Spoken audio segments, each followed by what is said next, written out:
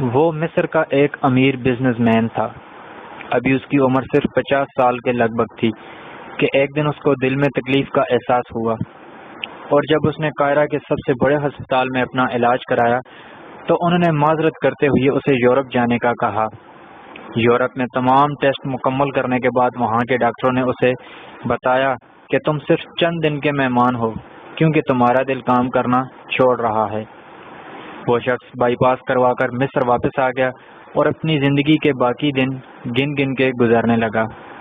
ایک دن وہ ایک دکان سے گوشت خرید رہا تھا جب اس نے دیکھا کہ ایک عورت کسائی کے پھینکے ہوئے چربی کے ٹکڑوں کو جمع کر رہی ہے۔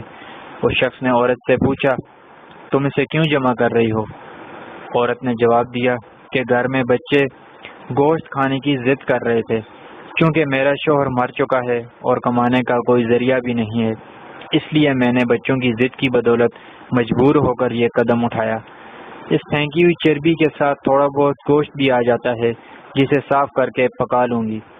بزنس مین کی آنکھوں میں آنسو آ گئے۔ اس نے سوچا، میری اتنی دولت کا مجھے کیا فائدہ؟ تو اب بس چند دن کا مہمان ہوں، میری دولت کسی غریب کے کام آ جائے، اس سے اچھا اور کیا۔ اس نے اسی وقت اس عورت کو کافی سارا گوشت خرید کر دیا اور کسائی سے کہا، اس عورت کو پہچان لو، یہ جب بھی آئے اور جتنا بھی گوشت مانگے اسے دے دینا اور پیسے مجھ سے لے لینا۔ اس واقعے کے بعد وہ شخص اپنے روزمرہ کے معمولات میں مصروف ہو گیا۔ کچھ دن اسے دل میں کسی تکلیف کا احساس نہ ہوا تو اس نے قاہرہ میں موجود لیبارٹری میں دوبارہ ٹیسٹ کرائے۔ ڈاکٹروں نے بتایا کہ رپورٹ کے مطابق آپ کے دل میں کوئی مسئلہ نہیں ہے، لیکن تسلی کے لیے آپ دوبارہ یورپ میں چیک اپ کروائیں۔ وہ شخص دوبارہ یورپ گیا اور وہاں ٹیسٹ کرائے۔ رپورٹس کے مطابق اس کے دل میں کوئی خرابی سرے سے تھی ہی نہیں۔ ڈاکٹر حیران رہ گئے اور اس سے پوچھا کہ آپ نے ایسا کیا کھایا کہ آپ کی بیماری جڑ سے ختم ہو گئی؟ اسے وہ گوشت والی بیوہ یاد آئی اور اس نے مسکرا کر کہا، علاج وہاں سے ہوا جس پر تم یقین نہیں رکھتے۔